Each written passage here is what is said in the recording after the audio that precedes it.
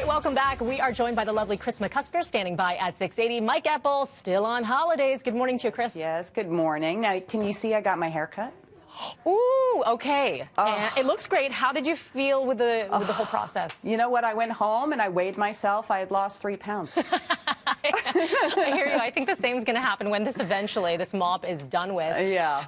Let's begin as we always. Oh, sorry. Go ahead. And just, I wore a mask. She wore a mask. Everybody was spaced out. I felt very safe. Yeah. Good, good. Yeah, I saw a lot of people posting pictures over the weekend. My appointment's not until the end of July. Oh. So it's going to be like down to here by that point. Yeah, but yeah, your hair grows really fast. It's kind of ridiculous, Kris. Yeah, it's kind of ridiculous. yeah. But I digress. From the hair to the markets, where do we begin?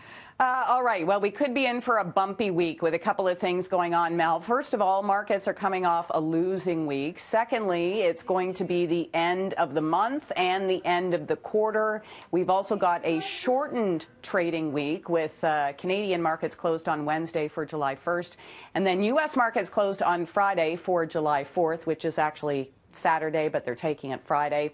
Then at the same time, we continue to see coronavirus cases in the U.S. spike. There are a number of states that are now starting to roll back some of their reopenings, just because I guess the numbers are a little bit terrifying.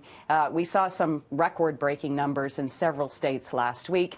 And then on top of that, we've also got jobs data set to come out in the U.S. on Thursday and then in Canada on Friday, so investors are going to have a lot of moving parts. I also want to point out that oil is up by 88% this quarter, so it's potentially the best quarter for oil since 1990. Wow.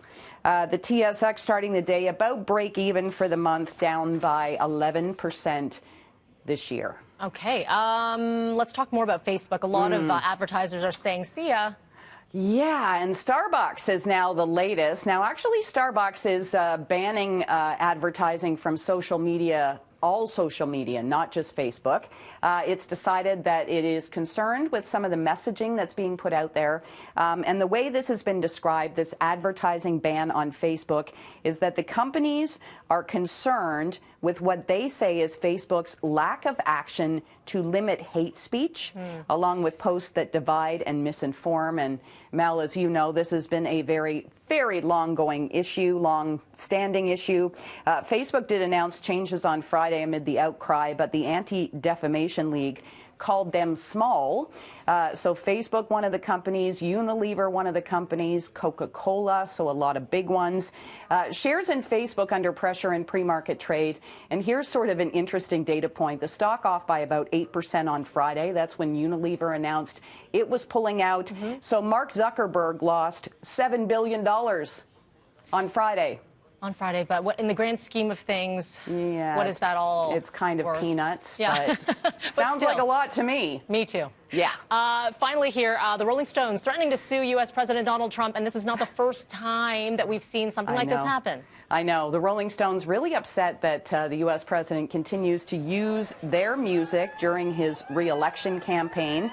So the band says in a statement that their legal team is now working with a music rights organization, BMI. And BMI says the unauthorized use of the songs will constitute a breach of its licensing agreement.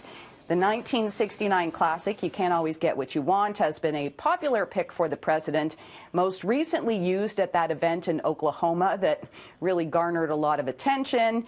It was highly criticized for its potential to spread coronavirus. So this is not a lawsuit as of yet, but I guess anything is possible. Neil Young, also very upset with the U.S. president for using his music.